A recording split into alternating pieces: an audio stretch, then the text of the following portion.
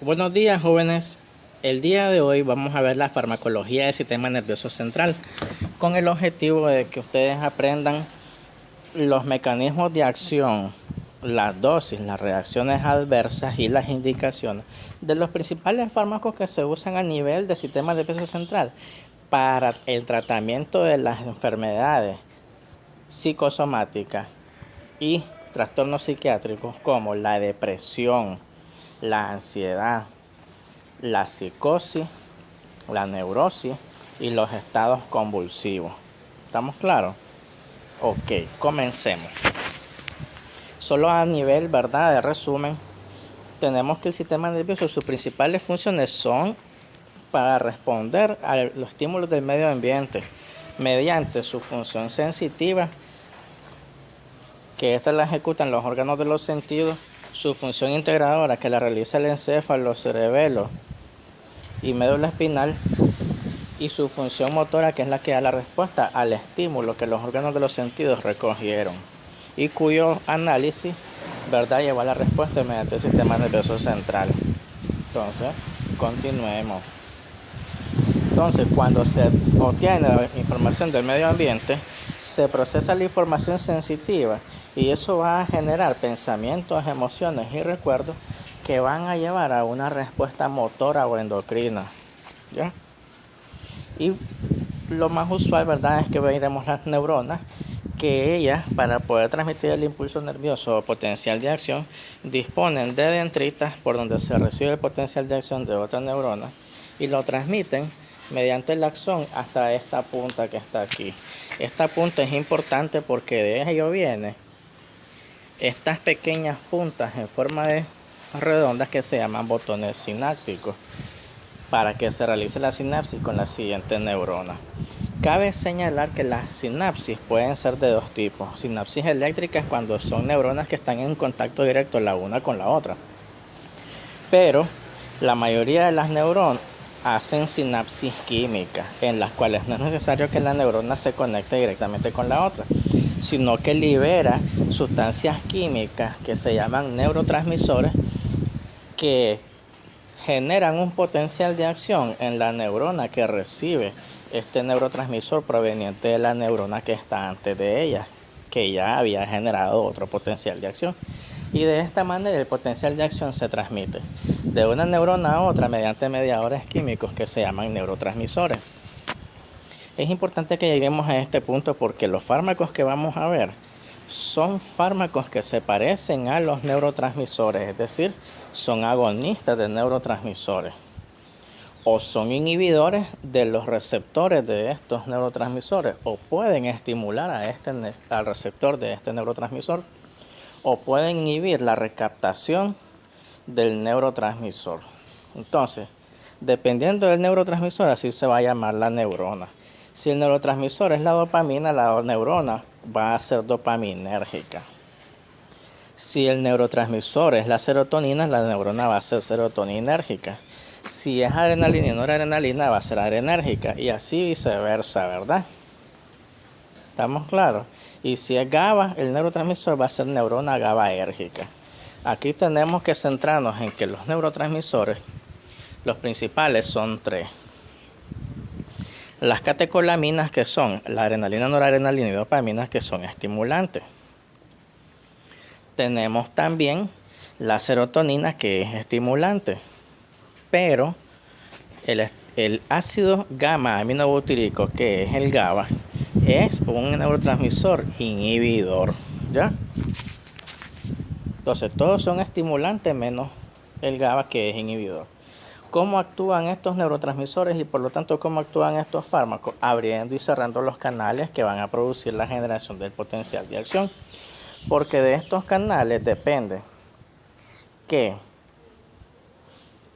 cuando se da el potencial de acción, la despolarización, los canales se abren.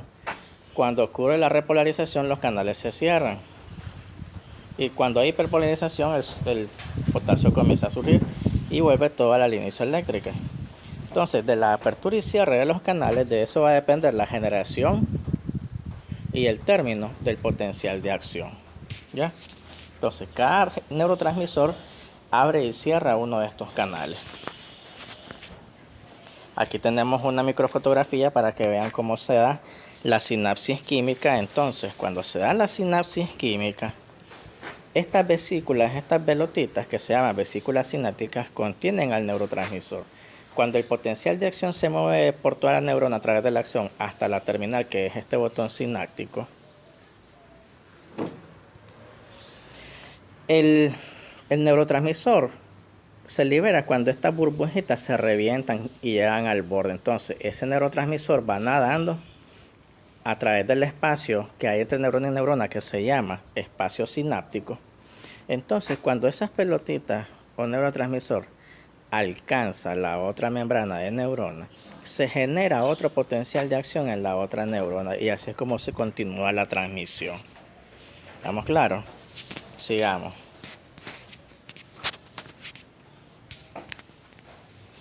Ahora, el neurotransmisor no puede pasar mucho tiempo aquí en el espacio sináptico, porque entre más tiempo pase el neurotransmisor en el espacio sináptico, ese potencial de acción nunca termina. Entonces todo tiene que tener un límite, ¿ya? Por lo tanto, ese neurotransmisor tiene que ser removido de la hendidura sináptica para que el potencial de acción se termine. Entonces se puede ser removido por tres maneras: por difusión, por degradación enzimática o por recaptación celular. Este de recaptación celular es el más importante de todos y el que podemos influir mediante medicamentos. Continuemos.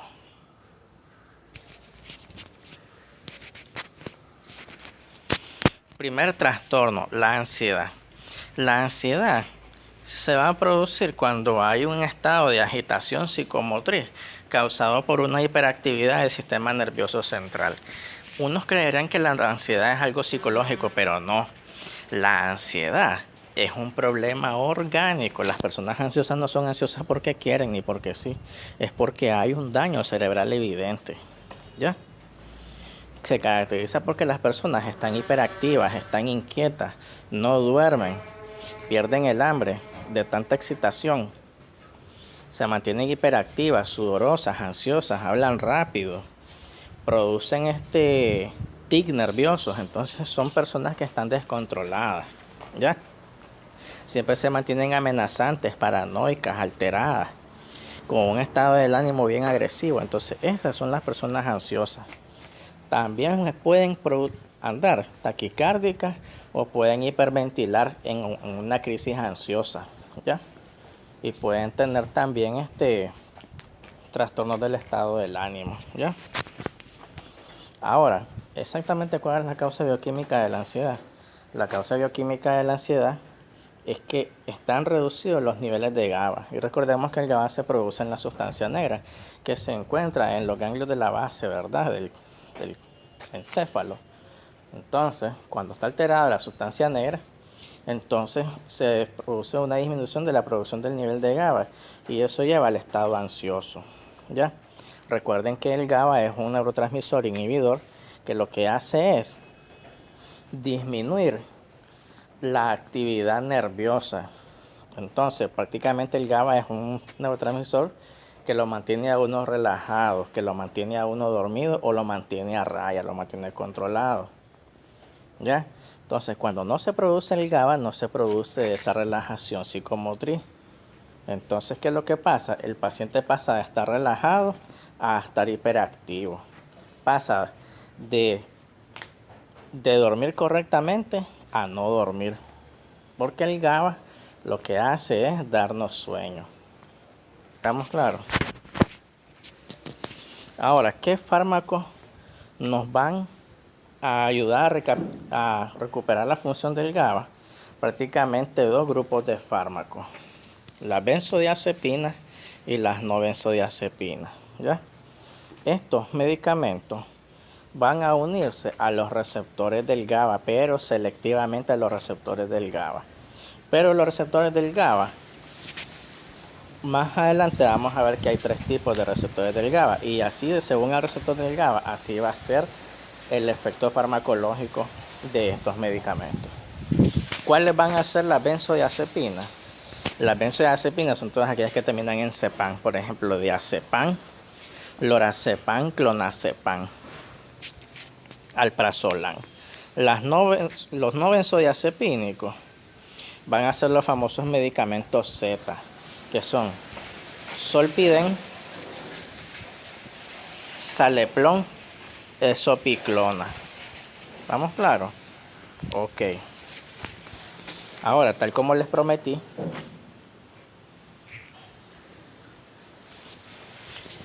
dependiendo al receptor GABA que se unan, así va a ser el efecto terapéutico. Entonces vamos a tener 3 receptores GABA. El GABA A, GABA B y GABA C, que es lo mismo que tener el GABA 1, GABA 2 y GABA 3. Entonces, el GABA 1 es el más importante de todos, porque los medicamentos que se unan al GABA 1 van a ser los medicamentos que tengan su principal acción ansiolítica, hipnótica y sedante. ¿Qué quiere decir esto?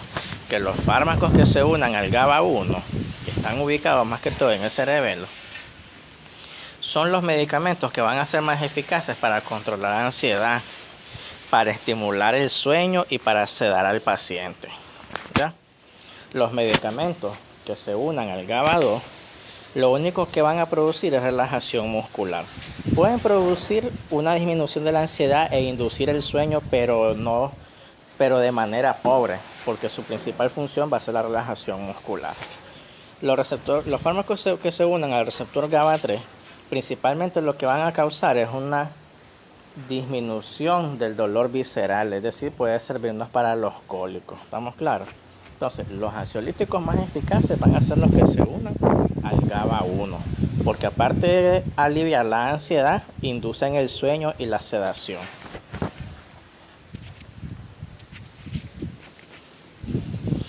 Más de lo mismo, ¿verdad? Ya sabemos que al final todo medicamento que se une al receptor GABA va a estimular la entrada de cloro. Como el cloro es un anión con carga negativa, va a hiperpolarizar la membrana, de modo que una membrana hiperpolarizada va a ser más difícil de despolarizar y por lo tanto eso va a causar al final la inhibición neuronal.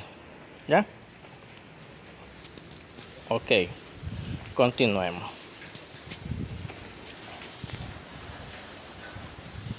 Las benzodiazepinas, así de manera general, las podemos clasificar según el número de átomos de nitrógeno y su ubicación. Entonces pueden ser que el nitrógeno está en los enlaces 1,4, entonces esas se van a llamar 1,4 benzodiazepinas. Puede ser que el enlace de nitrógeno está unido en los carbonos 1 y 5, entonces va a ser 1,5 benzodiazepinas. Y puede ser que haya 3 nitrógenos en la misma benzodiazepina, entonces se van a llamar triazolo benzodiazepina. ¿Estamos claros? Bien, entonces una vez más repasando, las principales acciones farmacológicas de la benzodiazepina van a variar según al receptor GABA que se una, pero fundamentalmente son función ansiolítica, que es para lo que interesa, aliviar la ansiedad y las crisis ansiosas, relajación muscular, hipnótica y anticonvulsivante. ¿Estamos bien? Vamos a poner ejemplos de cada uno. De función ansiolítica, aquí sobresale la alprazolam, que es la misma tafil, la clonazepam y la lorazepam. Para relajación muscular, aquí sobresale la midazolam. Aunque teóricamente la midazolam puede también generar una respuesta para aliviar las convulsiones y producir disminución de las crisis ansiosas, su principal efecto es la relajación muscular. Por eso es que la midazolam es de elección en los procedimientos quirúrgicos al momento de la sedación para generar relajación muscular. De las benzodiazepinas que son hipnóticas, todas son hipnóticas, pero las más hipnóticas son la lorazepam y la diazepam. Y el clordiazepoxi, la clonazepam también. A pesar de que teóricamente todas pueden ser anticonvulsivantes, no todas son adecuadas para el tratamiento convulsivo.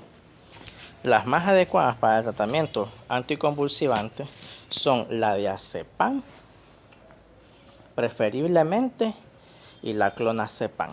De ahí el resto tienen función anticonvulsivante, pero muy pobre. Ahora, en esta tabla se resume la farmacocinética, pero para que ustedes puedan hacer más llevadera, la farmacocinética de los benzodiazepinas es la siguiente. Todas tienen una biodisponibilidad arriba del 90%. Gracias a ello es que pueden atravesar la barrera hematoencefálica y ejercer su efecto en el sistema nervioso central. La mayoría de ellas tienen una vida de media larga y la mayoría tienen una fracción de unión a proteínas arriba del 85%, por eso es que se pueden distribuir bien al líquido cefalorraquídeo. La mayoría muestra una buena unión a proteínas y como la mayoría se elimina y se metaboliza a nivel hepático, es usual encontrarlas que la mayoría de ellas se eliminen mediante la orina y que sean detectables fácilmente en la orina. Así que si hay personas que se quieren hacer una prueba antidoping, fácilmente va a dar positivo porque se elimina. Así como se tienen buena biodistribución, ¿verdad?, a todos los líquidos corporales, incluyendo el líquido cefalorraquídeo, también tienen buena capacidad de eliminación y de depuración, entonces se van a dar positivo fácilmente en orina. ¿Cuál va a ser la reacción adversa? La principal reacción adversa va a ser la dependencia, porque ustedes saben que se usa para disminuir y tratar la ansiedad, ¿verdad? Entonces, cuando el efecto ansiolítico desaparece porque ya se le venció su vida media de aproximadamente 12 horas, entonces el efecto ansiolítico desaparece y se vuelve a presentar la crisis ansiosa. Y entonces el paciente tiene la necesidad de volver a tomar el medicamento y entonces es así que se va generando la adicción. Con el tiempo, la cantidad que necesita de dosis va aumentando porque la crisis ansiosa va a ir apareciendo más pronto, hasta que después se genera lo que es la tolerancia al medicamento con pérdida de la eficacia, porque cada vez va a necesitar dosis mayores. Ok, continuemos. Otras reacciones adversas que tienen las benzodiazepinas son la sedación excesiva, porque hay personas que al tomar la benzodiazepina pueden tener un sueño demasiado profundo. Hay otras personas causa disminución en los reflejos. Por eso es que las personas que conducen no deben de tomar benzodiazepinas si están en funciones, porque si piensa conducir, los benzodiazepinas van a disminuir tanto sus reflejos que su pericia ante el volante va a disminuir y probablemente sufra un accidente. Hay personas que se van a tener síntomas de confusión y somnolencia, y en el peor de los casos, cuando la dosis llega a su dosis tóxica, puede haber depresión respiratoria, porque recordemos que la respiración se controla en el sistema nervioso central, en el bulbo raquídeo.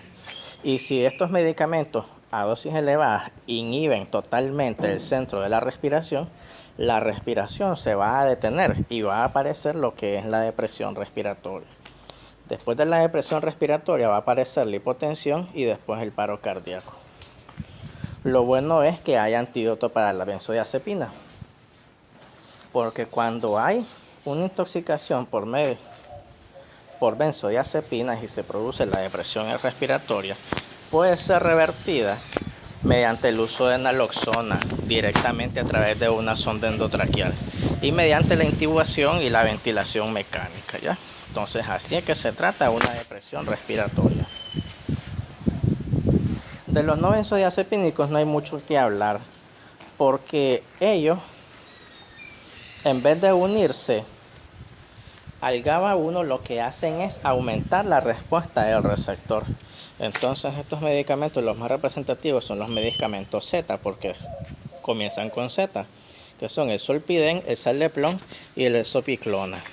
Ok, bien, continuaremos el contenido de la conferencia en vivo durante el Zoom y ampliando los contenidos en el foro que está preparado para ustedes en la plataforma virtual.